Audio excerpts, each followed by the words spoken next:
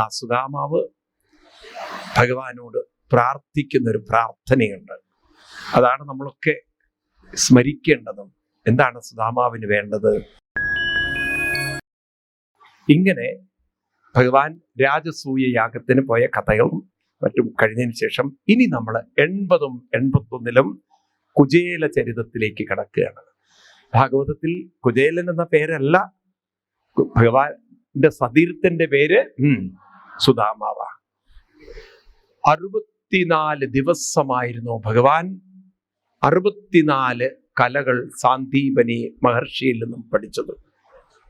അപ്പൊ വിദ്യാഭ്യാസം എന്ന് പറയുന്നത് മനുഷ്യന് ഉതകുന്ന കാര്യങ്ങൾ ജീവിതത്തിൽ പഠിക്കുന്നതിന്റെ പേരാണ് പറയൂ വിദ്യാഭ്യാസം. വിദ്യാഭ്യാസം എന്നാൽ ജീവിക്കാൻ ഉതകുന്ന കാര്യങ്ങൾ പഠിക്കുന്നതിന്റെ പേരാണ് പഠിക്കല്ല പരിശീലിക്കുന്നതിന്റെ പേരാണ് വിദ്യാഭ്യാസം. ഞാൻ ചോദിക്കട്ടെ, നമ്മുടെ സ്കൂളുകളിൽ കൃഷിയെക്കുറിച്ചൊരു ക്ലാസ് അധ്യാപകര് ഒരു സബ്ജക്റ്റ് കൃഷി വന്നാൽ കുട്ടികളെ നോക്കൂ, വീടുകളിൽ അറ്റ്ലീസ്റ്റ് ഒരു മുളകെങ്കിലും നട്ടുപിടിപ്പിക്കില്ലേ? അവർക്ക് എന്തെങ്കിലും ഒരു വാസന അതിൻ്റെ ഉണ്ടാക്കി വെച്ചാൽ ഉണ്ടോ? ഇതുകൊണ്ട് എന്താ ഗുണം എന്ന് വെച്ച് കഴിഞ്ഞാൽ ആ കുട്ടികൾക്ക് പ്രകൃതിയോടുള്ള ഒരു സ്നേഹം കൂടും, മണ്ണിനെ കുറിച്ച് അവർ മനസ്സിലാക്കും, കൃഷി എങ്ങനെയാണ് ചെയ്യേണ്ടതെന്ന് പഠിക്കും. മനസ്സിലായില്ലേ? ഈ രീതിയിലുള്ള ഒരു സംസ്കാരം ഒരു മുളകെങ്കിലും വെച്ച് പിടിപ്പിക്കാൻ സാധിച്ചാൽ അത്രയും തമിഴ്നാട്ടിലുള്ള വിഷം വേണ്ടല്ലോ. ഞാൻ പറയുന്നത് മനസ്സിലാവുണ്ടോ? നിങ്ങൾക്ക് മനസ്സിലാവുണ്ടോ? ഇതൊക്കെ നമ്മുടെ വിദ്യാർത്ഥികൾ ഇന്ന് പഠിക്കേണ്ടത് അനിവാര്യമാണോ? ചെടിച്ചട്ടിയിൽ കുഴിച്ചിടാലോ, അല്ലെങ്കിൽ ഗ്രോ ബാഗിൽ കുഴിച്ചിടാലോ, അതിനിപ്പോ ഫ്ലാറ്റ് ആയാലും കുഴിച്ച് അവിടെ കൃഷി ചെയ്യാലോ. എന്താ മിണ്ടാത്തത് നിങ്ങൾ? പറയൂ. ഇതിനെക്കുറിച്ചൊക്കെ ഗവൺമെന്റ് ചിന്തിക്കേണ്ടല്ലേ? കാരണം നമുക്ക് ജീവിക്കാൻ ആഹാരം വേണം. അതിനുള്ളൊരു വിദ്യാഭ്യാസം ഈ സിലബസിന്റെ പാർട്ടായിട്ട്, സബ്ജക്റ്റിന്റെ പാർട്ടായിട്ട് ഉണ്ടാവണം, വേണ്ടേ? ഇതേപോലെ വീട്ടിലുള്ള പല കാര്യങ്ങളും നിങ്ങൾ നോക്കൂ. അത്യാവശ്യം ഒരു വീട്ടിലേക്ക് വേണ്ടത് ഇലക്ട്രിക്കൽ വർക്ക്, പ്ലംബിംഗ് വർക്ക്. 9ലും 10ലും പഠിക്കുന്ന കുട്ടികൾക്ക് ഇത് പഠിപ്പിച്ചു കൊടുത്തു വെച്ചിട്ട് എന്താ തെറ്റ്? ഇതിലെന്താ തെറ്റുള്ളത്? മനസ്സിലായില്ലേ? അറ്റ്ലീസ്റ്റ് ആ കുട്ടികൾക്ക് അതെങ്കിലും നോക്കൂ. നിങ്ങൾ അമേരിക്ക പോലുള്ള രാജ്യങ്ങളിൽ ഈ വെക്കേഷൻ സമയത്ത് ഇവിടെ കുട്ടികൾ വെക്കേഷനിൽ കറങ്ങി നടക്കും. അവർ വെക്കേഷനിൽ എന്തെങ്കിലും ജോലി ചെയ്ത് പണം ഉണ്ടാക്കുക. ആ പണം കൊണ്ടാണ് അവര് കോളേജുകളിൽ പോകുന്നത്. ഞാൻ പറയുമ്പോൾ അങ്ങനെ ഒരു സിസ്റ്റം വരണം. അവനവൻ വെക്കേഷനിൽ ജോലി ചെയ്തതിന്റെ ഇത്ര എമൗണ്ട് ബാങ്കിൽ ഇട്ടാലേ കോളേജിൽ അഡ്മിഷൻ കിട്ടുള്ളൂ എന്ന് വരണം. അപ്പൊ വെറുതെ വേസ്റ്റ് ആയി പോകുന്ന അവന്റെ എനർജി അവൻ എന്തെങ്കിലും ക്രിയാത്മകമായി, ഇതിപ്പോ എന്താ അച്ഛനെയും അമ്മയും ദ്രോഹിക്കുകയാണ്. നിങ്ങൾ നോക്കുന്ന എത്ര രക്ഷിതാക്കളാണ് ദുരിതത്തിൽ കിടക്കണതെന്ന്. ഇനി വരാൻ പോകുന്നേ ഉള്ളൂ. കണ്ടമാനം ഫണ്ട് ലോൺ എടുത്ത് കുട്ടികളെ 35-45 ലക്ഷം കടത്തെടുത്ത് UK-യിലും അതുപോലെ തന്നെ ജർമ്മനിയിലും പഠിക്കാൻ പറഞ്ഞയച്ച് കുട്ടിക്ക് അവിടെയൊന്നും ഇപ്പം കണ്ടില്ലേ, അമേരിക്ക എന്നൊക്കെ പറഞ്ഞയക്കണോ? ഈ പ്രഷറിന് മറ്റ് യൂറോപ്യൻ രാജ്യങ്ങളിലും വരും. ഈ 35 ലക്ഷം ലോൺ എവിടെ നിർത്തി കൊടുക്കും അച്ഛൻ? എല്ലാം ഒരു ആവേശത്തിന് പറഞ്ഞയച്ചിരിക്കുകയാണ്. ഈ ദുരിതം ഉണ്ടാക്കിയത് ഈ സർക്കാരുകളാണ്. നേരെ മറിച്ച് ഇവിടെ വല്ലതും ജീവിക്കാൻ ഇന്നിവിടെ ഇലക്ട്രീഷ്യനെ കിട്ടാൻ പറ്റുന്നുണ്ടോ? നല്ലൊരു പ്ലംബറെ കിട്ടുമോ? നിങ്ങൾ നോക്കൂ, നിങ്ങളുടെ വീട്ടിൽ നടക്കുന്ന കാര്യങ്ങൾ നോക്കൂ. ശരിയാണോ ഞാൻ പറയണത്? എന്താ ഒന്നും മിണ്ടാത്തത് നിങ്ങൾ? ശരിയാണോ അല്ലയോ? ഇതൊക്കെ പഠിപ്പിക്കേണ്ട സിലബസിന്റെ ഭാഗമായിട്ട് ജീവിക്കാനുള്ള കഴിവുകൾ വികസിപ്പിക്കുന്നതാണ് വിദ്യാഭ്യാസം. 64 ദിവസം 64 കലകൾ കൃഷ്ണൻ പഠിച്ചു. വിദ്യാഭ്യാസം. 5 കുതിരകൾ കൂട്ടിയ തേരോടിക്കാൻ കൃഷ്ണൻ പഠിച്ചു. മനസ്സിലായില്ലേ? സാന്ദീപനി മഹർഷിയുടെ അടുത്തുനിന്ന് പ്രായോഗിക ജീവിത കല പഠിച്ച അവതാരമൂർത്തിയാണ് ആര്? പറയൂ. കൃഷ്ണൻ. 64 ദിവസത്തെ വിദ്യാഭ്യാസമൊക്കെ കഴിഞ്ഞ് കൃഷ്ണൻ തിരിച്ചുപോയി ദ്വാരകയിലേക്ക്. കുചേലനും തിരിച്ചുപോയി അദ്ദേഹത്തിന്റെ പോർട്ട് എവിടെയാണ് കുചേലൻ? പോർബന്ദർ. അവിടെയായിരുന്നു. ഗാന്ധിജിയുടെ നാട്ടുകാരനായിരുന്നു ആര്? സുദാമാവ്. അദ്ദേഹം അങ്ങോട്ട് പോയി. അങ്ങനെ കാലം മുന്നോട്ട് പോയി. സുദാമാവാണെങ്കിൽ പ്രത്യേകിച്ചൊരു ജോലിയൊന്നും പോയി 24 മണിക്കൂർ ഇങ്ങനെ ജപിക്കുക, അതിലങ്ങനെ രമിക്കുക, ആസ്വദിക്കുക. ഭാര്യ കല്യാണം കഴിഞ്ഞു. ഭാര്യയ്ക്കാണെങ്കിൽ അദ്ദേഹത്തിന്റെ ആ ഒരു സാധന കണ്ടപ്പോൾ പറഞ്ഞു, അങ്ങക്ക് അതാണ് ഇഷ്ടം എന്നുണ്ടെങ്കിൽ തുടർന്നോളൂ. ഇന്നാണെങ്കിൽ അങ്ങനെ ഒരു ഭാര്യയെ കിട്ടുമോ? നിങ്ങൾക്ക് ഇരുന്ന് ജപിക്കുന്ന ഒരു ഭർത്താവിനെ കിട്ടിയ തോണ്ടി പുറത്തിട്ടുണ്ടാവും. ഇല്ല, ആരെങ്കിലും ഉൾക്കൊള്ളൂ അങ്ങനെ ഒരു ഭർത്താവിനെ? ഇത് അങ്ങ് ഇരുന്ന് ജപിച്ചോളൂ, വിരോധമില്ല, ഞാൻ എന്താ വെച്ചാൽ കൊണ്ടുവരാം എന്നൊക്കെ പറഞ്ഞ് ഭാര്യ പലയിടത്തും പോയി യാചിച്ച് കിട്ടുന്നതൊക്കെയാണ് പാവത്തിന് കൊടുക്കുക. സുനാമാവാണെങ്കിൽ അദ്ദേഹത്തിന് 3 ഗുണങ്ങൾ ഉണ്ടായിരുന്നു. എന്താ ഗുണം? എന്ത് കൊടുത്താലും തൃപ്തനായിട്ട് കഴിക്കും. ഒരു കംപ്ലൈന്റ് ഇല്ല, ഒരു ഡിമാൻഡ് ഇല്ല, ഇന്നത് വേണം എന്നൊരു നിർബന്ധ ബുദ്ധിയുമില്ല, കിട്ടിയതിനെ കുറിച്ചൊരു പരാതിയുമില്ല. ഉള്ളതിൽ അത്യന്തം എങ്ങനെയുള്ള ഒരാള്? സംതൃപ്തരായിട്ടുള്ള. ആരെങ്കിലും കണ്ടിട്ടുണ്ടോ നിങ്ങൾ ജീവിതത്തിൽ?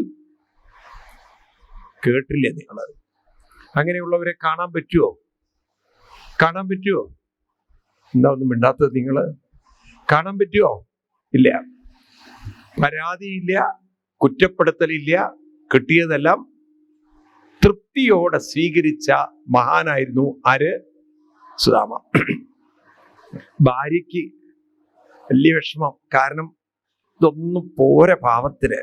കാരണം ദിനം പ്രതി അദ്ദേഹത്തിന്റെ ആത്മാവ് തെളിയുന്ന പോലെ തന്നെ എല്ല് തെളിഞ്ഞു വരികയാണ്. അതായത് തോലിനും അസ്ഥിക്കും ഇടയിലുള്ള മാംസത്തിന്റെ ശക്തി ആഹാരത്തിന്റെ ശക്തി കാരണം, ആഹാരം ഇല്ലാത്തത് കാരണം കുറഞ്ഞു വരികയാണ്. ഞാൻ പറഞ്ഞില്ലേ, പാവത്തിന് എക്സ്റേ എടുക്കേണ്ട ആവശ്യം ഉണ്ടായിരുന്നില്ല. കാരണം അല്ലാതെ തന്നെ എല്ലാ എല്ലുകളും കൃത്യമായി എണ്ണി നോക്കാൻ പറ്റുന്ന വിധത്തിലായിരുന്നു. അത്ര ആ പാവത്തിന്റെ ദാരിദ്ര്യത്തിലേക്ക് അങ്ങനെ യാത്ര. ഇത് കണ്ടപ്പം ഭാര്യ ഇടയ്ക്ക് പറയും, ഇതൊന്നും എനിക്കറിയാം, അങ്ങ് എന്നെ തൃപ്തിപ്പെടുത്താൻ വേണ്ടി സന്തോഷിപ്പിക്കാൻ പറയുകയാണെന്ന്. ഒന്ന് പോയി കൃഷ്ണനെ കണ്ടുകൂടെ, ഒന്ന് പോയി ആ മഹാത്മാവിനെ കണ്ടുകൂടെ എന്നിങ്ങനെ ഇടയ്ക്കിടയ്ക്കിടയ്ക്ക് പറയുമ്പോൾ ചോദിക്കും, എന്തിനാ ദേവി ബുദ്ധിമുട്ടിക്കുന്നത്, എന്തിനാ അദ്ദേഹത്തിനെ ബുദ്ധിമുട്ടിക്കുന്നത് എന്ന് മാത്രം പറയും. ഒരിക്കൽ സുധാമാവ് ഇങ്ങോട്ട് തന്നെ പറഞ്ഞു, എത്ര കാലമായി ഞാൻ ഭഗവാനെ കണ്ടിട്ട്, മേ ഉത്തമ ശ്ലോക ദർശനം, കുറെ കാലമായില്ലേ ദേവി, ഒന്ന് കൃഷ്ണനെ കാണാൻ പോയാലോ എന്ന്. ദേവിക്ക് വലിയ സന്തോഷമായി. ഇത് കഴിഞ്ഞ് സുധാമാവ് ചോദിക്കുകയാണ്, കിഞ്ചിത് ദീയതാം, കൊടുക്കട്ടെ വല്ലതും, എന്തെങ്കിലും ഒന്ന് കൊടുക്കണ്ടേ കൃഷ്ണനെന്ന്. സുധാമാവിന്റെ ഭാര്യ മലയാളിയല്ലാഞ്ഞ നന്നായി. മലയാളിയാണെങ്കിൽ എന്താ പറയാ, പിന്നെ നിങ്ങൾ കൊണ്ടുവച്ചിട്ടുണ്ടല്ലോ മനുഷ്യ എന്ന് പറയും, ചീത്ത വിളിച്ചിട്ടുണ്ടാവും. എന്നാൽ ആ സുധാമാവിന്റെ ഭാര്യ, അദ്ദേഹത്തിന്റെ ഭാര്യയുടെ പേരെന്താ അറിയോ? സുശീല എന്നാണ്. എന്താണ്? നല്ല ശീലമുള്ള, ഉടുക്കാൻ ശീലമില്ല, പക്ഷെ ശീലം കൊണ്ട് നല്ല ശീലം ഉണ്ടായിരുന്നു. ആ ഭാര്യ അവിടെ നിന്ന് ഓടി ഒരു വീട്ടിൽ ചെന്നിട്ട് യാജിത്വ ചതുരോന്മുഷ്ടീൻ, ചതുരം 4 മുഷ്ടി, പൃഥുകതണ്ടുലാൻ, എന്ത് കിട്ടി? അവില് കിട്ടി. ഇതിനെ ചൈലകണ്ഠേന താൻ ബദ്ധ്വ, എന്തില് കിട്ടി? ഏതില് കെട്ടി? ഒരു തുണിക്കഷ്ണത്തിൽ. അന്ന് പ്ലാസ്റ്റിക് ഇല്ലല്ലോ. എന്നിട്ട് അത് സുധാമാവിന്റെ കയ്യിൽ കൊടുത്തു. ഇനിയാണ് ഇപ്പൊ നമ്മൾ ഉണ്ടാക്കിയ അബദ്ധം. ഏത്? ഈ അവിൽക്കിഴി എടുത്തിട്ട് സുധാമാവ് കക്ഷത്ത് വെച്ചു. അത് ഈ ഏപ്രിൽ മെയ് മാസത്തിലാണെങ്കിൽ വൃത്തിയില്ലേ. പിന്നെ കൃഷ്ണൻ പറയും, ഇത്തിരി പഞ്ചസാരം കൂടി വേണമെങ്കിൽ ആവാന്നു. കാരണം അത്രയും ഉപ്പ് പിടിച്ചിട്ടുണ്ടാവുന്നുള്ള കാര്യത്തിൽ സംശയിക്കണ്ട. കക്ഷത്ത് വെക്കും ആരെങ്കിലും. അതും കഴിക്കാനുള്ളൊരു സാധനം, അതും പ്രത്യേകിച്ച് ശീലയിലും കൂടിയിട്ടുള്ളൊരു സാധനം. ഭഗവാൻ വേദവ്യാസ മഹർഷി അങ്ങനെ എഴുതി വെച്ചിട്ടില്ല. അത് വഞ്ചിപ്പാട്ടിൽ മാത്രമേ ഉള്ളൂ. എവിടെ വെച്ചത്? ഈ കഥകളിക്കാർ അത് ചിലപ്പോൾ അത് ചെയ്യും, സങ്കടം തോന്നും. ഞാൻ തന്നെ പലപ്പോഴും കഥകളിയുടെ ആചാര്യന്മാരോട് ഇത് ചെയ്യരുത് നിങ്ങൾ, ഈ കക്ഷത്ത് വെച്ചിട്ടിങ്ങനെ. അങ്ങനെ ഒരിക്കലും കക്ഷത്ത് വെച്ചിട്ടില്ല. അതിങ്ങനെ എവിടെയോ കയ്യിലൊക്കെ ഇവിടെ തൂക്കി വെച്ചിട്ട് പോയിട്ടുണ്ടാവണം. കക്ഷത്ത് വെച്ചു എന്ന് ഭാഗവതത്തിലില്ല. ഏതായാലും അദ്ദേഹം അങ്ങനെ ദ്വാരകയിലേക്ക് പോകുന്നു. കൃഷ്ണനെ കാണാൻ എനിക്ക് കിട്ടിയ ഒരു ഭാഗ്യം എന്ന് പറഞ്ഞ്, കൃഷ്ണനാണെങ്കിലോ രാവിലെ മുതൽ വീട് വൃത്തിയാക്കുന്ന ജോലിയാണ്. അവിടെ ഇരിക്കുന്ന ദിവാനക്കോട്ടൊക്കെ വൃത്തിയാക്കി വെക്കണു. ജനവാതിലൊക്കെ ഇടയ്ക്കിടയ്ക്കുന്നു തുറന്നു നോക്കുന്നു. ഇരിപ്പിടമൊക്കെ ശരിയാക്കുന്നു. കാല് കഴുകാനുള്ള വെള്ളം, തളിക, പൂജിക്കാനുള്ള സാധനങ്ങള്. ഭക്തിമാര് ചോദിച്ചു, എന്താ ഇന്നൊരു പ്രത്യേകത ഉണ്ടല്ലോ? ഭഗവാനാണെങ്കിലോ ഒരക്ഷരം മിണ്ടണമില്ല, ഫുൾ സസ്പെൻസിൽ വെച്ചിരിക്കുകയാണ്. ഭക്തിമാർക്ക് മനസ്സിലായി, ഇവിടെ ആരോ ഒരു പ്രധാന അതിഥി വരുന്നുണ്ട്. കൃഷ്ണൻ എന്തോ ഒരു ഒരുക്കത്തിലാണ്, ഇതുവരെ അങ്ങനെ കണ്ടിട്ടില്ല. ഇടയ്ക്കിടയ്ക്ക് ഇങ്ങനെ ജനവാതിലൂടെ കൂടെ നോക്കണ കാണാം. അങ്ങനെ ഇരിക്കെ ഭഗവാൻ ദൂരെ നിന്നും തന്റെ സതീർത്ഥ്യൻ വരുന്നത് കാണാം. ആ ഭാഗം ഒന്ന് നമുക്ക് വായിക്കാം. 80-ാം അധ്യായത്തില് 18-ാം ശ്ലോകം മുതൽ സുധാമാവിന്റെ ആഗമനവും കൃഷ്ണൻ സ്വീകരിക്കുന്നതുമായ ആ ഭാഗത്ത് ഭാഗവതം എങ്ങനെയാണ് വർണ്ണിച്ചിരിക്കുന്നത് നോക്കാം നമുക്ക്. 18-ാം ശ്ലോകം 80-ാമത്തെ അധ്യായം.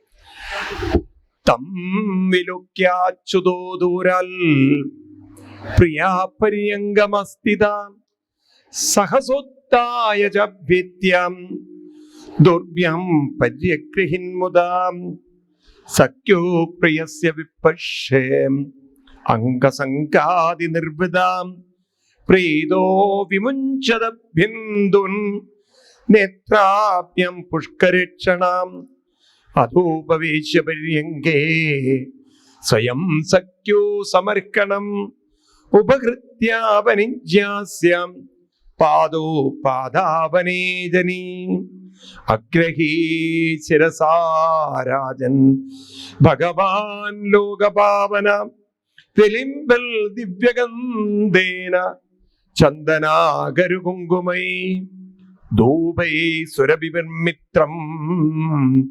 പ്രദീപാവലിബിർമുദാം അർച്ചിത്വാ വേദ്യതാംബൂലം ഗാം ച സ്വാഗതമബ്രവീത് കുജൈലം മലിനം ക്ഷാമം ദ്വിജം ധമനി സന്തതം ദേവീ പര്യചരൽ സാക്ഷാൽ ചാമരവ്യജനേന വൈ അന്തഃപുരജനോ ദൃഷ്ട്വാ കൃഷ്ണേനാമലകീർത്തനാം വിസ്മിതോ ഭൂലതി പ്രീത്യാം അവധൂതം സമാജിതം കിം അനേന കൃതം പുണ്യം അവധൂതേന ഭിക്ഷുനാം ശ്രിയാഹീനേന ലോകേസ്മിൻ ഗർഹിതേനാഥമേന ചാം യോസൗ ത്രിലോകഗുരുണാം ശ്രീനിവാസേന സംവൃതാം പര്യങ്കസ്തം ശ്രിയം ഹിത്വാം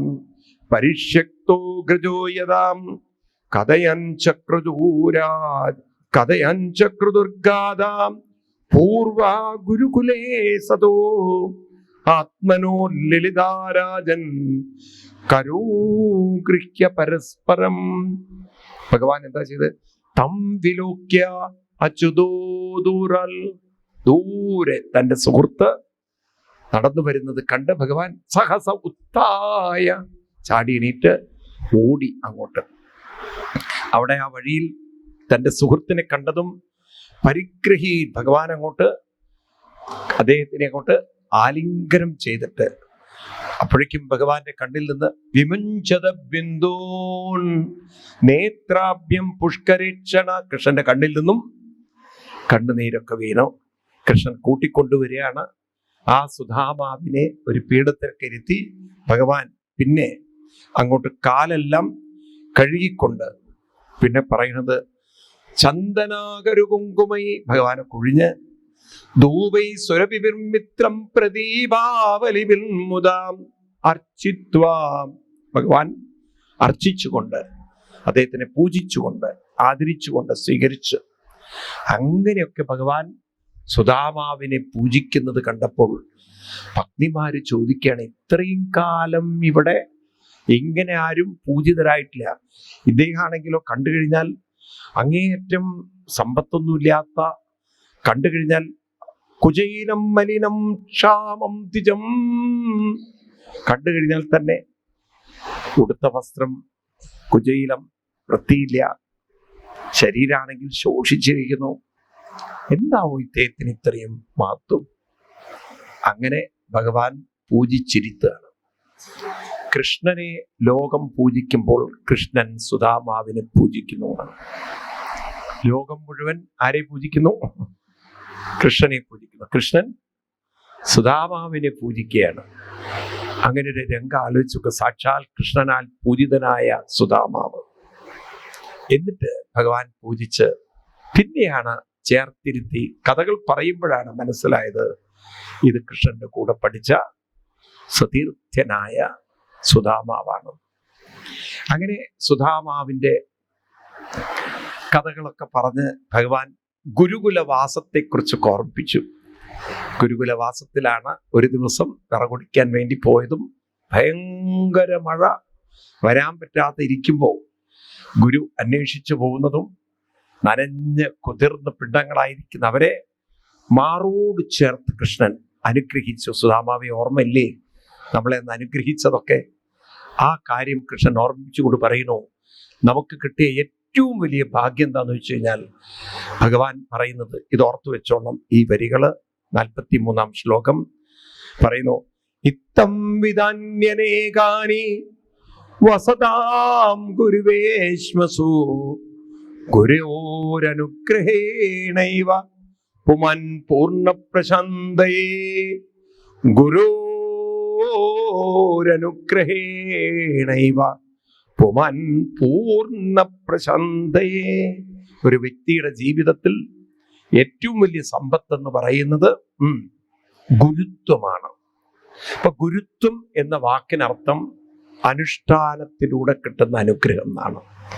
അപ്പൊ ഗുരുത്വം എന്ന് പറഞ്ഞാൽ ഒരാളുടെ കാല് തൊട്ട് കിട്ടുന്നതല്ലത്, നിരന്തരമായ അനുഷ്ഠാനത്തിലൂടെ കിട്ടുന്ന കരുത്തിന്റെ പേരാണ്. ഇപ്പൊ നോക്കൂ, രാവിലെ നമ്മൾ കണ്ടു ശിഷ്യന്മാരെല്ലാം പാടുന്നത് അഷ്ടപതി. ഇപ്പൊ ഗുരുത്വം ഉണ്ടാവുക പറഞ്ഞാൽ എന്താണ്? ആ ഗുരു പറഞ്ഞു കൊടുക്കുന്ന രാഗതാള ഭാവത്തിലൂടെ പാടുന്നതല്ലേ ഗുരുത്വം? ആണോ? ഒരാളുടെ ഇഷ്ടത്തിനനുസരിച്ച് പാടിയാൽ അത് ഗുരുത്വമാണോ? ഗുരുത്തക്കേടാണോ? എങ്ങനെ പാടി ഗുരുത്തം കേട്ടവൻ എങ്ങനെയല്ല പാടുന്നത്? എങ്ങനെയാണോ അതിനെ പഠിപ്പിച്ചതെന്നെ ചോദിക്കും. ആണോ? അപ്പൊ രാഗതാള ഭാവങ്ങളൊക്കെ ഉൾക്കൊണ്ട് എന്താണോ പരിശീലിപ്പിച്ചത് അതിനനുസരിച്ച് ചെയ്യാനുള്ള അനുഷ്ഠിക്കാനുള്ള കഴിവിന്റെ പേരാണ് എന്ത്? ഒരു കുട്ടിയെ അങ്ങനെ അവതരിപ്പിക്കുമ്പോ എന്താ പറയാ? നല്ല ഗുരുത്വമുള്ള കുട്ടി എന്നാണോ പറയാ? ആണോ? ഭാഷ അങ്ങനെയാണോ ഉപയോഗിക്കുക? ആണോ? തന്റെ ഇഷ്ടപ്രകാരം പോയാലോ? ഗുരുവിന്റെ വഴിക്കും ശിഷ്യൻ ശിഷ്യന്റെ വഴിക്കും പോയാലോ നമ്മൾ പറയും ഗുരുത്വം കെട്ടവെന്ന് പറയും. അപ്പോ ഇവിടെ ആ ഒരു ഭഗവാൻ പറയാണ്, നമ്മളെ ഇത്രത്തോളം ഇവിടെ കൊണ്ടെത്തിച്ചത് ആരാണ്? ഗുരോരനുഗ്രഹേണൈവ പുമാൻ പൂർണ്ണപ്രശാന്തയേ. നമ്മുടെ ജീവിതത്തിലെ ഏറ്റവും വലിയ സമ്പത്ത് ഗുരുവിന്റെ അനുഗ്രഹമാണ്, ഗുരുത്വമാണ് എന്ന് പറഞ്ഞുകൊണ്ട് ഭഗവാൻ ആ സുധാമാവിനെ ഒരിക്കൽ കൂടി കെട്ടിപ്പിടിച്ചു. ഈ സമയത്ത് സുധാമാവ് കൃഷ്ണനോട് പറയാണ്, 2 വരികൾ നമുക്ക് കാണാം. 44-45. കിം അസ്മാഭി നിർവൃത്തം ദേവദേവ ജഗദ്ഗുരു. കൃഷ്ണനെ കാണുന്നത് ഏത് രൂപത്തിലാണ്? കേവലം തന്റെ സഹപാഠിയായിട്ട് അല്ലെ സുഹൃത്തായിട്ടാണോ കാണുന്നത്? ദേവദേവ ഹേ ജഗദ്ഗുരു കൃഷ്ണ, അങ്ങക്ക് വല്ലതും പഠിക്കേണ്ടതായിട്ടായിരുന്നോ അങ്ങ് വന്നത്?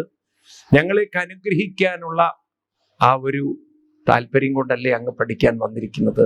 ഇതൊരു വെറും അഭിനയമല്ലേ കൃഷ്ണ എന്നൊക്കെ പറഞ്ഞ സുധാമാവ് കൃഷ്ണന്റെ മുന്നിൽ കൈകൂപ്പി നിന്നു. ആ സമയത്ത് 81-ാം അധ്യായത്തിലേക്ക് വരുമ്പം കൃഷ്ണൻ ചോദിക്കുകയാണ്, അല്ല സുധാമാവേ, അങ്ങ് വരുമ്പോൾ അങ്ങയുടെ വീട്ടിൽ നിന്ന് എന്തെങ്കിലും എനിക്ക് കൊണ്ടുവരാതിരിക്കില്ല? നോക്കണേ, ആ എല്ലും തോലായിട്ടുള്ള മനുഷ്യനെ കണ്ടാൽ ഒരുവിധ ആരെങ്കിലും കൈ നീട്ടുമോ? സുധാമാവിനെ കണ്ടാൽ കൈ നീട്ടാൻ തോന്നുമോ? എന്നാൽ കൃഷ്ണന് യാതൊരു മടിയും ഉണ്ടായില്ല. കൈ നീട്ടിക്കൊണ്ട് ചോദിക്കുകയാണ്, കിം ഉപായനമാനീതം ഭവതാ ഗൃഹാതെന്ന, എന്താണ് അങ്ങയുടെ ഗൃഹത്തിൽ നിന്നും എനിക്ക് കൊണ്ടുവന്നിട്ടുള്ളത്? നോക്കണം, വല്ലാത്തൊരു അത്ഭുതല്ലേ ചിത്രം. ദാരിദ്ര്യത്തിൽ നിൽക്കുന്ന സുധാമാവിന്റെ മുന്നിൽ സമ്പൽ സമൃദ്ധിയിൽ നിൽക്കുന്ന കൃഷ്ണൻ കൈനീട്ടുന്ന ആ ചിത്രം, ആ ഫോട്ടോ എടുത്താൽ എങ്ങനെ ഉണ്ടാവും? സുധാമാവിന്റെ മുന്നിൽ കൃഷ്ണൻ കൈ നീട്ടുന്ന ആ രംഗം ഒന്ന് ഫോട്ടോ എടുത്താൽ എങ്ങനെ ഉണ്ടാവും? അതെങ്ങാനും പേപ്പറിൽ കൊടുത്താൽ, കൃഷ്ണന് ഫേസ്ബുക്കിലിട്ടാൽ ട്രോൾ ഉണ്ടാവുമോ? കൃഷ്ണനെ ട്രോൾ ചെയ്ത് കൊന്നിട്ടുണ്ടാവും ആൾക്കാര്, ഇല്ലേ? ദാരിദ്ര്യത്തിൽ നിൽക്കുന്ന സുധാമാവിന്റെ മുന്നിൽ കൃഷ്ണൻ കൈ നീട്ടിക്കൊണ്ട് ചോദിക്കുകയാണ്, എന്താണ് അങ്ങെനിക്ക് കൊണ്ടുവന്നത് എന്ന്. അത് നല്ലൊരു ശക്തി വേണ്ട അങ്ങനെ ചോദിക്കാൻ? വേണ്ടേ? എന്താ ഒന്നും മിണ്ടാത്തത്? കൃഷ്ണൻ ഒരു മടിയുണ്ടായാലും ചോദിക്കാം. എന്നിട്ട് പറയാണ്, വലിയതൊന്നും വേണമെന്നില്ല. എന്തു മതി? പത്രം എന്ന് പറഞ്ഞാൽ വീട്ടിലിടുന്ന ന്യൂസ് പേപ്പർ ആണോ? അല്ല, ഒരു ഇലയിലും മതി. പത്രം പുഷ്പം ഫലം തോയം യോ മേ ഭക്ത്യാ പ്രയച്ഛതി തദഹം ഭക്തിമഹൃതം അസ്നാമി പ്രയതാത്മന. ഒരു പത്രം, ഒരു പുഷ്പം, അല്ലെങ്കിൽ ഒരു ഫലം. ഇനി അതൊന്നുമില്ലെങ്കിലും തോയം, ഒരു തുള്ളി വെള്ളമായാലും മതി, എന്തായാലും ശരി. ഭക്തിയാ പ്രയച്ഛതി, ഭക്തി കൊണ്ട് തന്നാൽ ഞാൻ അതുകൊണ്ട് ധന്യനാവും, തൃപ്തനാവും. കൈനീട്ടി എന്താണ് കൊണ്ടുവന്നത്? സുധാമാവാണെങ്കിലോ തൻ്റെ കയ്യിലിരിക്കുന്ന അവില് കക്ഷത്തല്ലേ, കയ്യിലിരിക്കുന്ന അവില് നേരെ പുറകോട്ട് പിടിച്ചു കളഞ്ഞു. അദ്ദേഹത്തിന് ലജ്ജ വന്നു. വ്രീഡിത പദയേശ്രിയ കൊടുത്തില്ലേ കൃഷ്ണന്? അദ്ദേഹം കൈനീട്ടിയ കൃഷ്ണനെ നിരാശനാക്കി. നമ്മളാണെങ്കിൽ വിചാരിക്കും ഉള്ളത് അങ്ങ് കൊടുക്കും, അങ്ങോട്ട് കൊടുത്തൂടെ എന്ന്. സുധാമാവിന്റെ ഭാര്യ ഇല്ലാതെ നന്നായി. സുധാമാവിന്റെ ഭാര്യ ഉണ്ടായിരുന്നെങ്കിൽ കണ്ണുകൊണ്ടൊക്കെ കാണിക്കും. കൊണ്ടുവന്നില്ലേ, പിന്നെന്താ അങ്ങനെ വെച്ചിരിക്കുന്നത് അല്ലേ? നിങ്ങളാണെങ്കിൽ അങ്ങനെയല്ലേ പറയാ? കണ്ണുകൊണ്ട് കാണിക്കില്ലേ? കണ്ണുകൊണ്ടൊക്കെ കാണിക്കും. എന്നാൽ ഇവിടെ സുധാമാവ് കയ്യിലുള്ള സാധനം കൊടുത്തില്ല എന്ന് മാത്രമല്ല, പുറകോട്ട് പിടിച്ചു. നിങ്ങളിപ്പോ എന്താ കരുതുക? അവില് തുച്ഛം, കൃഷ്ണൻ എങ്ങനെ കൊടുക്കും? ആണോ? അങ്ങനെയൊക്കെയല്ലേ കരുതാ? കൃഷ്ണനെ പോലുള്ള ഇത്രയും വലിയൊരു മഹാത്മാവിന് അല്ലേ, വല്ല ലഡു ഒക്കെ ആയിരുന്നു ഓക്കെ, ഈ സാധനം എങ്ങനെ കൊടുക്കും എന്നല്ലേ? എന്നാൽ സുധാമാവ് കൊടുക്കാതിരുന്നു അതിനല്ല. സുധാമാവ് എന്തുകൊണ്ട് അവില് തന്നില്ല എന്ന് കൃഷ്ണനും ചിന്തിച്ചു എന്നാണ്. അപ്പൊ മനസ്സിലായി, സർവഭൂതാത്മദ് സാക്ഷാൽ തസ്യാഗമന കാരണം വിജ്ഞായ ചിന്തയന്നായം ശ്രീകാമോമാപദത്പുര. ഈ സുധാമാവ് എനിക്ക് അവില് തരാത്തതിന് കാരണം, എനിക്ക് സുധാമാവ് അവില് തന്നാൽ ഞാനത് വാങ്ങിച്ചാൽ, ഞാനും ഇതുപോലെ ഒരു റെസിപ്രോക്കൽ ഇല്ലേ, ഞാനും ഇതുപോലെ ഒരു കിഴി കൊടുത്താൽ അത് സുധാമാവും വാങ്ങിക്കേണ്ടി വരും. എന്റെ മുന്നിൽ കൈ നീട്ടാൻ സുധാമാവ് ലജ്ജിക്കുന്നു എന്നാണ്. ദാരിദ്ര്യത്തിന്റെ നടുവിൽ നിൽക്കുമ്പോഴും കൃഷ്ണന്റെ മുന്നിൽ കൈ നീട്ടാൻ സുധാമാവ് ലജ്ജിക്കുന്നു. സുധാമാവിന് കൃഷ്ണന്റെ മുന്നിൽ കൈ നീട്ടാൻ മനസ്സ് വന്നില്ല എന്നാണ്. കൃഷ്ണനിൽ നിന്ന് തനിക്കൊന്നും വേണ്ടതായിട്ടില്ല. കൃഷ്ണൻ തൊഴുതുപോയി. ഇത്രയും വലിയൊരു മഹാത്മാവ്. ചിന്തിച്ചു നോക്കൂ നിങ്ങള്, കൃഷ്ണനിൽ നിന്ന് തനിക്കൊന്നും വേണ്ട. കൃഷ്ണന്റെ മുന്നിൽ താൻ ഒരിക്കലും കൈനീട്ടില്ല. അങ്ങനെ ചിന്തിക്കാൻ പറ്റും മനുഷ്യർക്ക്? സുധാമാവ് അതുകൊണ്ട് കൊടുത്തില്ല. ഭഗവാൻ അങ്ങോട്ട് ഭയങ്കര ഒരു ബഹുമാനം തോന്നി സുധാമാവിനോട്. പാവം ഇദ്ദേഹത്തിന്റെ ഭാര്യ കഷ്ടപ്പെടുന്നുണ്ട്, ബുദ്ധിമുട്ടുന്നുണ്ട്, ആ ഭാര്യയ്ക്ക് എന്തെങ്കിലും അനുഗ്രഹം ചൊരിയണം എന്ന് വിചാരിക്കും. ഇത്തം വിചിന്ത്യവസനാൽ, അതിനു മുമ്പ് പറയുന്നത് പത്ന്യാ പതിവ്രതായാസ്തു പ്രിയാ ചികിത്സയാ. അദ്ദേഹത്തിന്റെ ഭാര്യ പാവം കഷ്ടപ്പെടുന്നുണ്ട്, ബുദ്ധിമുട്ടുന്നുണ്ട്, വിഷമിക്കുന്നുണ്ട്. അതുകൊണ്ട് ഇത്തം വിചിന്യവസന ക്ഷീരബദ്ധൽദിജന്മന സ്വയം ചഹാരക്കിമിതം ഇതി പ്രതുഗതണ്ടുലൻ. ഭഗവാൻ സുധാമാവിന്റെ ഭാര്യയ്ക്ക് അത്യന്തം ദുർലഭമായ അല്ലെങ്കിൽ അത്യധികം ശ്രേഷ്ഠമായ സമ്പത്തിനെ ഞാനിതാ കൊടുക്കുന്നു എന്ന് സങ്കല്പിച്ചുകൊണ്ട് സുധാമാവ് ഒളിപ്പിച്ചു വെച്ച അവിൽക്കിഴിയെ തട്ടിപ്പറച്ചെടുത്തു എന്നാണ് ഭാഗവതം പറയുന്നത്. കാരണം കൃഷ്ണന് തട്ടിപ്പറയ്ക്കാൻ വളരെ കഴിവുള്ള ആളാണല്ലോ. ഒന്നും മര്യാദയ്ക്ക് എവിടെ എടുത്തിട്ടില്ല, എല്ലാം തട്ടിക്കൊണ്ടുപോവുക അല്ലെങ്കിൽ തട്ടിയെടുത്ത ചരിത്രങ്ങളാണ്. അവിലും കൃഷ്ണൻ എന്ത് ചെയ്തു? തട്ടിയെടുത്തു. അത് സത്യമാണ്. ഈ തട്ടിയെടുക്കുക എന്ന് പറയുന്നുണ്ടല്ലോ, അത് പറയുന്നത് കഠോപനിഷത്തിലാണ്. ആരുടെ മനസ്സാണോ നാമജപത്തിൽ സമർപ്പിതമാവുന്നത് ആ മനസ്സിനെ ഭഗവാൻ പരമാത്മാവ് തട്ടിയെടുക്കുന്ന പറയണത്. യമൈവേഷ വൃണതേ തേന ലഭ്യഃ തസ്സൈവ ആത്മാ വൃണതേ തനുസ്യാം. കഠോപനിഷത്തിൽ യമരാജാവ് പറയാണ് നചികേതസിനോട്. ആരുടെ മനസ്സാണോ ഭക്തിയിൽ സമർപ്പിതമാവുന്നത് ആ മനസ്സിനെ പരമാത്മാവ് ഭഗവാൻ തട്ടിയെടുക്കുന്നതാണ്. യേശ വൃണതേ തേന ലഭ്യ, അവർക്ക് കിട്ടും. തസ്സൈവ ആത്മാ, അവരുടെ ജീവാത്മാവിനെ വൃണതേ തനുസ്യാം, ആ പരമാത്മാവ് അപഹരിച്ചെടുത്തുകൊണ്ടു ഭഗവാൻ തട്ടിപ്പറിച്ചെടുത്തു. ഒരു പിടി അവിലെടുത്ത് ഭഗവാൻ വായിലിട്ട്, സുധാമാവ് എന്തൊരു രുചി! ഇത് എവിടുന്നാ കിട്ടിയത്? സുധാമാവ് എത്ര രുചി! പറയാണ്, നന്യേതുപനീതം മേ പരമപ്രീണനം സഖേ തർപ്പയന്ത്യംഗമം വീര വിശ്വമേതേ പ്രതുഗതണ്ടുലൻ. സുധാമാവ് അത്യന്തം രുചിയുണ്ടല്ലോ ഇത് എന്ന് പറഞ്ഞ് ഭഗവാൻ കൊതിയോടെ രണ്ടാമത് ഒരു പിടിയും കൂടെ എടുത്ത് വായിലേക്ക് ഇടുന്ന സമയത്താണ് സാക്ഷാൽ ശ്രീ ജഗൃഹേ ഹസ്തം. അതുവരെ വീശിക്കൊണ്ടിരുന്ന പഞ്ചാമരം വീശിക്കൊണ്ടിരുന്ന രുക്മിണി ദേവി ഒരൊറ്റപ്പെടുത്താണ് കയ്യില്. ആരുടെ? സുധാമാവിന്റെയോ? ആ ഭാവത്തിന്റെ കൈ എന്തിനാ പിടിക്കണത്? ആരുടെ കൈ? കൃഷ്ണന്റെ കൈ. അവിൽ എടുത്ത കൃഷ്ണന്റെ കൈ പിടിച്ചു. ആ പിടുത്തത്തിന്റെ ശക്തിയുടെ കൃഷ്ണൻ അവിടെ തന്നെ ഇട്ടു എന്നാണ്. ആ അവില് കിഴി തന്നെ വെച്ചു. പാവം സുധാമാവ് വിചാരിച്ചു കഴിച്ചോട്ടെ, പാവം കഴിച്ചോട്ടെ, ഇഷ്ടപ്പെട്ടാല്. ഇവിടെ രുക്മിണി ദേവി കഴിക്കല്ലേ കൃഷ്ണ, ഇനി കഴിച്ച അപകടമാണ്. കാരണം രുക്മിണി ദേവി കാണുന്നത് കൃഷ്ണൻ അവില് കഴിക്കല്ലത്. ഈ സമയത്ത് രുക്മിണി ദേവിയുടെ അക്കൗണ്ടിൽ നിന്ന് പോലും പൈസ ട്രാൻസ്ഫർ ആയിപ്പോയി ഓൺലൈൻ. സുധാമാവിന്റെ വീടൊക്കെ പൊളിച്ച് അവിടെ റീകൺസ്ട്രക്ഷൻ, പുതിയ കൺസ്ട്രക്ഷൻ ഒക്കെ തുടങ്ങി.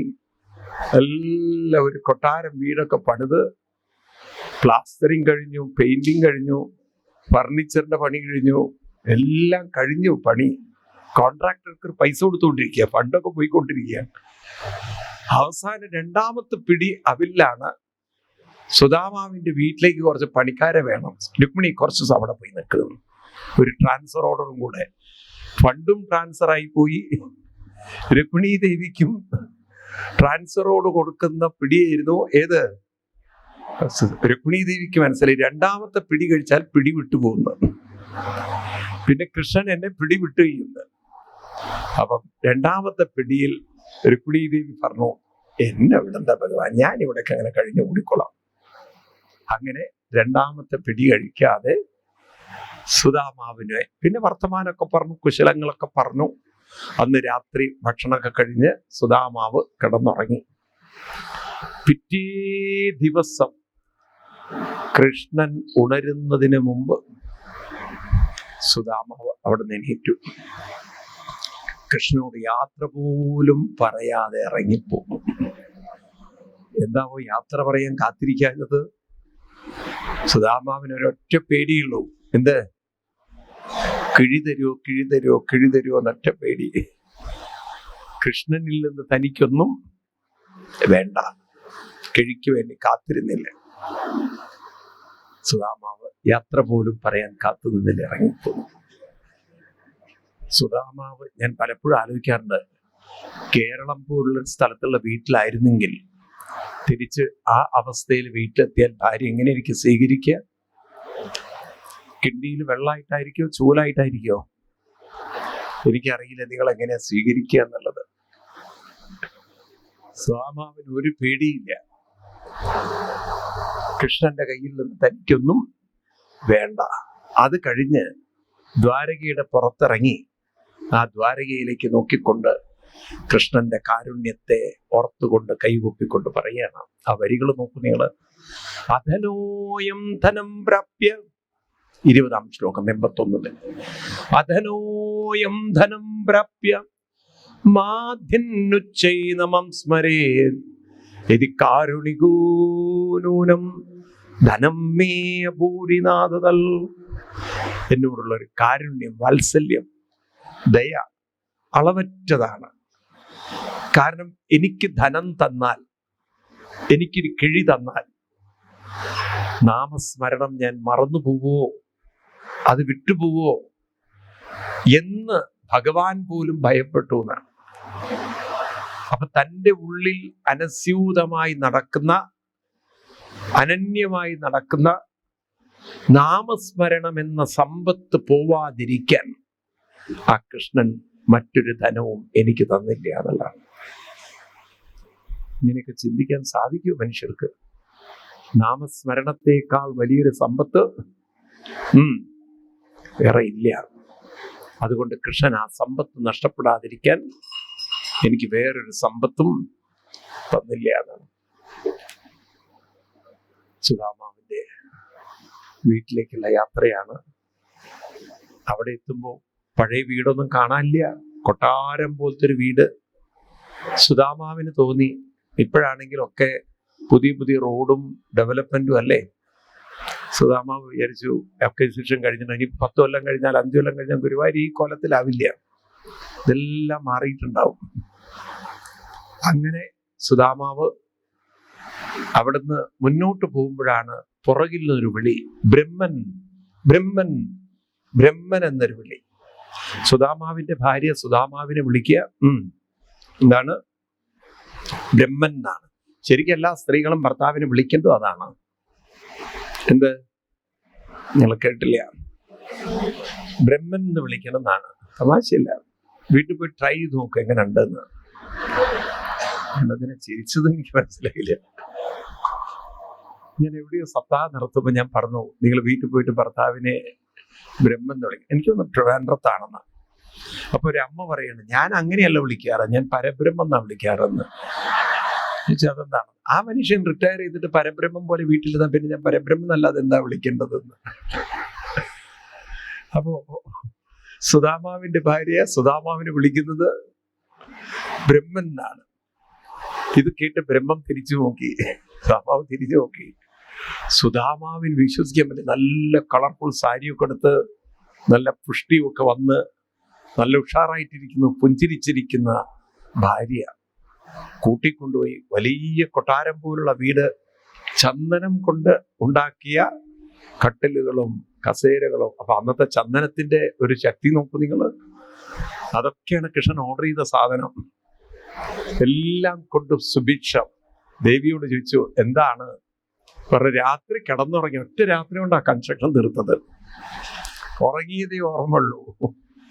ഇവിടെ ഇതാ രാവിലെ തന്നെ ജോലിക്കാർ വന്ന് ചോദിക്കുകയാണ്, കുളിക്കാൻ ചുടുവെള്ളം വേണോ, തണുത്ത വെള്ളം വേണോ, ഫിൽറ്റർ കോഫി വേണോ, സാധാരണ കോഫി വേണോ, ഇടിയപ്പം വേണോ, പുട്ട് വേണോ, ദോശ വേണോ, എന്താ വേണ്ടത്?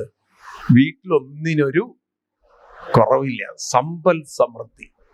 എന്നാൽ സുദാമാവ് പറഞ്ഞു, എനിക്ക് വേണ്ടത് മറ്റൊന്നാണ്. ആ സുദാമാവ് ഭഗവാനോട് പ്രാർത്ഥിക്കുന്നൊരു പ്രാർത്ഥനയുണ്ട്. അതാണ് നമ്മളൊക്കെ സ്മരിക്കേണ്ടതും. എന്താണ് സുദാമാവിന് വേണ്ടത്?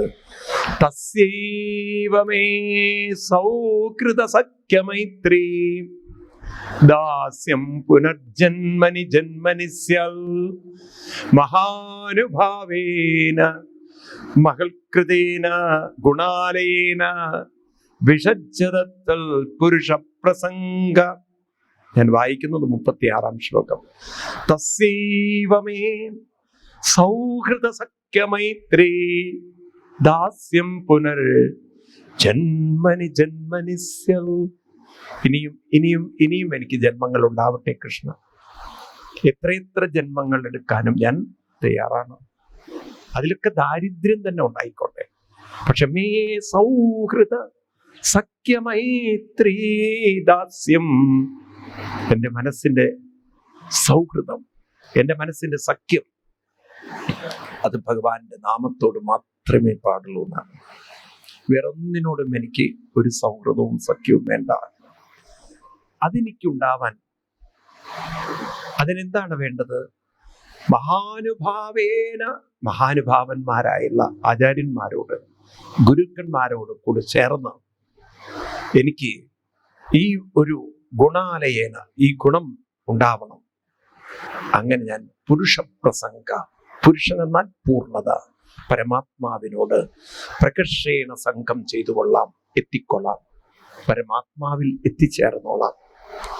എൻ്റെ ജീവിതത്തിൽ എനിക്ക് വേണ്ടത് ഭഗവാന്റെ നാമമാകുന്ന ആ സമ്പത്ത്, അതെൻ്റെ ഉള്ളിൽ നിന്നൊരിക്കലും വിട്ടുപോകരുത്. അതാണ് സുധാമാവിന് ആത്യന്തികമായിട്ട് വേണ്ടത്. അതാണ് സുധാമാവ് ആവശ്യപ്പെടുന്നത്. തസ്സൈവമേ സൗഹൃദ സഖ്യമൈത്രേ ദാസ്യം പുനർജന്മനി ജന്മനി സ്യാൽ മഹാനുഭാവേന ഗുണാലയേന വിഷജ്ജതൽ പുരുഷ പ്രസംഗ. ഇപ്രകാരം സുധാമാവ് തൻ്റെ ശേഷിച്ച ജീവിതം മുഴുവൻ ഭഗവാന്റെ ആ സ്മരണയിൽ നിറഞ്ഞു നിന്ന് അതാസ്വദിച്ച് ആനന്ദിച്ച് അതിൽ ലയിച്ച് അങ്ങനെ ഭഗവാനിലേക്ക് എത്തിച്ചേർന്ന ആ സുധാമാവിന്റെ ചരിത്രം നമ്മൾ കേൾക്കുന്നത് എന്തിനാന്ന് ചോദിച്ചു കഴിഞ്ഞാൽ, ഓർക്കണം, സുധാമാവിന് പുറത്തെ ദാരിദ്ര്യമുള്ളൂ, അകത്തൊട്ടും ദാരിദ്ര്യ സമ്പന്നനായിരുന്നു, ഭക്തിയിൽ സമ്പന്നനായിരുന്നു. ഭഗവാൻ അതാണ് പഠിപ്പിക്കുന്നത്. ആര് ഭക്തിയിൽ സമ്പന്നരാണോ ഭഗവാൻ അനുഗ്രഹിച്ചുകൊണ്ടേയിരിക്കും.